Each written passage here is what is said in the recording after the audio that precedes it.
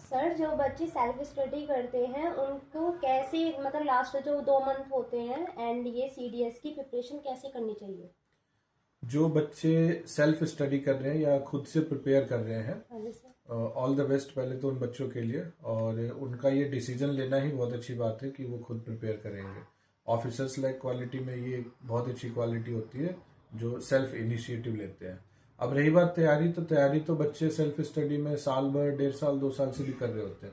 But सबसे crucial जो होता है वो लास्ट के 2 मंथ्स होते हैं, और उसमें भी लास्ट के 1 मंथ। अब इसमें सबसे जो इम्पोर्टेंट चीज़ है वो ये है कि जब आप पूरे सभी सब्जेक्ट की प्रिपरेशन कर चुके हैं तो उसके टेस्ट को अपीयर करना जरूरी है। जी सर। रीडिंग करना सिर्फ 50% वर्क डन है, और उसके बाद में जब आप मॉक टेस्ट देते हैं तो आप ये देखते हैं कि जो भी आपने पढ़ा है, चाहे वो ज्योग्राफी हो, साइंस हो, फिजिक्स हो, केमिस्ट्री हो, मैथ्स हो, इंग्लिश हो, वो जो भी इंफॉर्मेशन आपको एज ए नॉलेज है, अगर उससे रिलेटेड कोई क्वेश्चन पूछ रहा है तो क्या आप उसको आंसर कर पा रहे हैं या नहीं कर पा रहे, या स्पेसिफिकली यूपीएससी जिस पैटर्न में, जिस तरीके से सवाल पूछती है, आप उसका जवाब दे पा रहे हैं या नहीं दे पा रहे। अगर आप नहीं दे पा रहे तो फिर आपको अपने कंटेंट, अपने नोट्स, अपना सोर्स, दोनों चीजों को रीचेक करने की जरूरत है कि अगर आप एक टॉपिक पढ़ चुके हैं तो उस पर पूछा हुआ क्वेश्चन जो है वो आपने आंसर क्यों नहीं कर पाया। सेकेंड चीज ये है, जितने भी आप जैसे एसएसटी की बात करें या साइंस की बात करें तो फिजिक्स, केमिस्ट्री, बायोलॉजी। एसएसटी की बात करें तो हिस्ट्री, पॉलिटी, ज्योग्राफी। इसके साथ साथ करंट अफेयर्स हो गया, और डिफेंस से रिलेटेड कुछ जीके वाली क्वेश्चंस हो गए वो, बेसिक इंग्लिश हो गया, मैथ्स हो गया।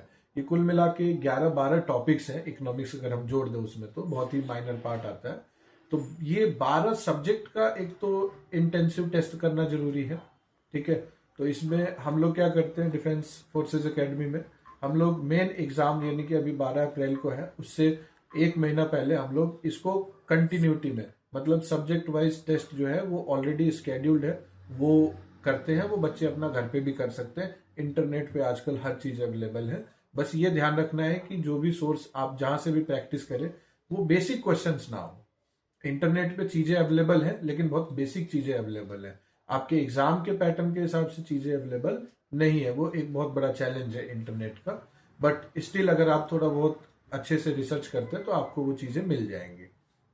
सेकेंडली, जब आप ये सब्जेक्ट वाइज टेस्ट, उसके बाद कम से कम 10 मॉक टेस्ट और प्रीवियस ईयर जो एग्जाम्स हुए हैं उनका पेपर उठाइए एग्जैक्ट सेम टाइमिंग पे। जो आपका टाइमिंग है, जैसे सीडीएस का 9 से 11 होता है, फिर 2 से 3 होता है। ठीक है, इस तरीके से जो एग्जैक्ट यूपीएससी का टाइमिंग है उसी टाइमिंग पे बैठ करके, दिन कोई भी हो, ऐसा जरूरी नहीं है संडे हो, हम लोग तो मॉक टेस्ट संडे को और बाकी दिन में भी कंडक्ट करते हैं, बट एग्जैक्ट टाइम पे बैठ करके मॉक टेस्ट देना बहुत जरूरी है। मॉक टेस्ट देने के बाद आप उस पेपर को उठाइए, उसका आंसर की सर्च कीजिए, इंटरनेट का यूज करिए, अच्छे से यूज करिए, गूगल करिए, देखिए कि गलत हुआ है तो क्यों गलत हुआ है, आपके नोट्स में वो चीजें थी या नहीं थी। इस तरीके का वर्कआउट जो है वो लास्ट के 1 और 1.5 मंथ्स में आपको कंटिन्यूटी में करना है। और मेक श्योर कि जब आप ये लास्ट के दिनों में जब ये चीजें करें, उसके बाद जो बिल्कुल लास्ट के मॉक टेस्ट है उसमें आप पास जरूर हो रहे हो। कम से कम 450 प्लस मार्क्स आपके घर पे बैठे हुए मॉक टेस्ट में आने चाहिए, तब आप ये मानेंगे कि रियल एग्जाम में आपके 350 प्लस आ रहे हैं। 100 मार्क्स का मार्जिन जरूर होगा प्रीवियस ईयर क्वेश्चन पेपर की प्रैक्टिस के, और आपका जो न्यू क्वेश्चन पेपर होगा। और बाकी किसी तरीके की अगर हेल्प चाहिए तो वो आप कमेंट में लिख दीजिए, मैं डेफिनेटली आपको हेल्प